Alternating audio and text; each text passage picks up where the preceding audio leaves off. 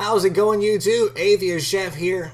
Now, this video here is going to be a series of questions to Christians, most likely really fundamentalists. This is about the devil, after all, and pretty much only fundamentalists really believe he exists. Now, these questions here, some of them maybe haven't been asked before, some of them have, but I haven't gotten any sufficient answers from these, so I'm really hoping to get all of your guys' opinions on this. So, without any further ado, let's begin. Did the devil sin inside of heaven? I mean, he did rebel against God. He tried to set up an army and then try and take God down, and he was jealous of God for getting worship, and he wanted it for himself. I think somewhere in there he sinned. I'm just going to throw that out there. If he did, then sin came into the universe because of the devil, not because of Adam. Why was any of God's perfect creation inside of heaven allowed to sin, or even being functionally capable of sinning? If the devil was capable of sinning while in heaven, does it mean we're going to have the free will in heaven, and that same free will allow us to sin? It's generally said that there will be free will, but the desire to sin will be removed. But if that's the case, then how is it the devil and the angels that rebelled, how were they capable of sinning? Why did God banish the devil down to earth? This is a guy that just tried to overthrow him with an army of angels. Why would you let him down onto your brand new creation that you just planted man down, knowing that he could interfere and probably mess things up for him? Why would you just allow him to go down to earth? Send him to hell. Give him a really bad punishment. Don't just let him go free. If the devil is such an important character in all this, why is he really not mentioned in the Bible all that much? Sure, many Christians will say, oh, but Isaiah and Ezekiel really talk about him.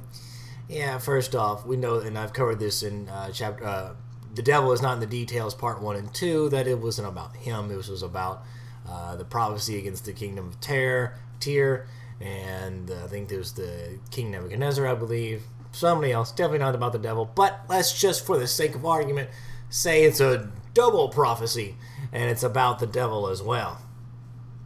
And let's just let that, and then Revelations, where it talks about him in a little bit in the New Testament, very small passing blurbs. Why is he so minimal in there? Why is there not really any story about him? I mean, the whole beginning of it, the whole origin about him getting banished from heaven, like it was just barely passed on. You think that could be very important. And according to you fundamentalist Christians, the very first thing about the devil is he's disguised as a snake. If we're expected to believe that the devil was disguised as a snake, why did God get deceived? How did God get deceived?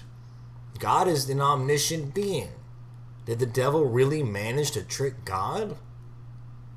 I mean, when we look at it, he was punished as a snake as well. He was told that he would be forced to crawl on his belly and eat dust, which, by the way, obviously this comes from a lack of scientific understanding of snakes, as they thought that snakes ate dirt because of the way that they used their tongue to kind of feel around what's going on.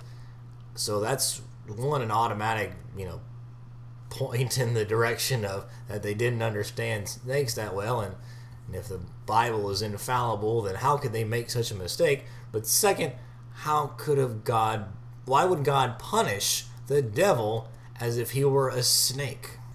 In Job, we learned that God had summoned the devil and all of the other sons of man, also known as angels, up there to go basically kind of do a field report and let's see what's going on. So if that's the case, why is it that they say that God cannot be in the presence of sin? The devil is the father of sin, but yet God had him up there in heaven and having a friendly chat and seeing what was going on, and then even have enough time to set up a bet to deal with Job. So how can God not be in the presence of sin? Why did God not strip the devil of all of his powers when he was banished from heaven? Could the devil really be that stupid as to try to amass an army twice in heaven the first time, I guess, when you may not have read the Bible yet and not know that God is omniscient and omnipotent and, omnipresent?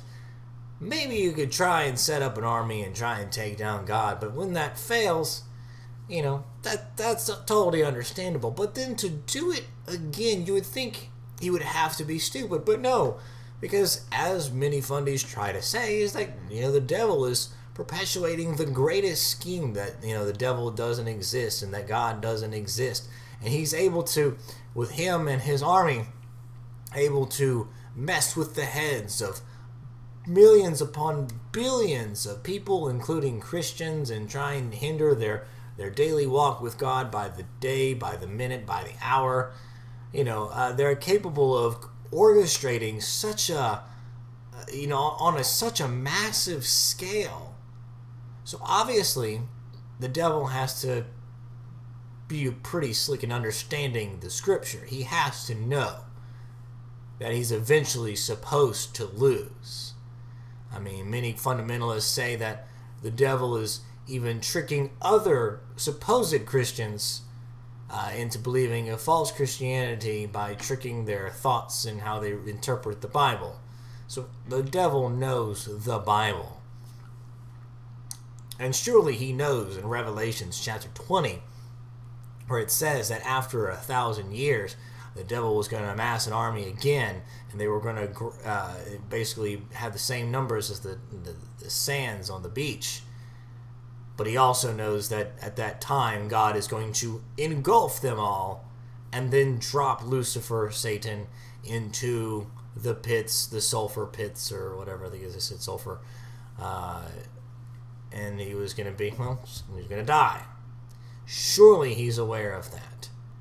And surely he knows that God is omnipotent and, and omniscient. He would not be that stupid to do it again. Why?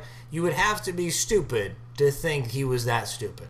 Just how is the devil capable of communicating with millions upon billions of people? How big is his army? How many angels did God create? And how many angels did, if he lost a third of them in Revelations, where the devil, apparently he took down a third of the angels down with him to hell. How many is that? How do you basically constantly talk to so many people? It's like you would need like a demon per person every day. How does he keep track of that? And how exactly does he do this? I mean, if we know that, all the processes in the brain are a mixture of chemicals and electrical impulses, all that stuff's going on, are all the demons, or are all the chemists? Do they understand how to manipulate things? Are they whispering in some manner to the spirit? How is that even possible? What does that mean? How can they physically do that? And how do they make thoughts appear into our head that are the things that they're trying to get us to do? What does that actually mean? And secondly, how do they have these powers to begin with? And why did God let them keep these powers? Again, referencing earlier, why did God just banish them and then not let them have those powers? Why allow them to continue to have it? Evil thoughts come from the devil and his minions. Does that mean that the only way we could have good thoughts if they come from heavenly angels or God? Or is it implying that maybe we're capable of good thoughts on our own? That's it, folks. That's all of the questions I have. So please, any fundamentalist, Christian, G-Man, Veckel, True Talk TV, Rand Campbell, Pillbox, anybody watching this that wants to answer, please leave a video response or leave them down in the comment section below. If you make a video, please let me know that you've made them. I would love to know your responses, are what they are. So that is it. This is the Atheist Chef signing off. Peace.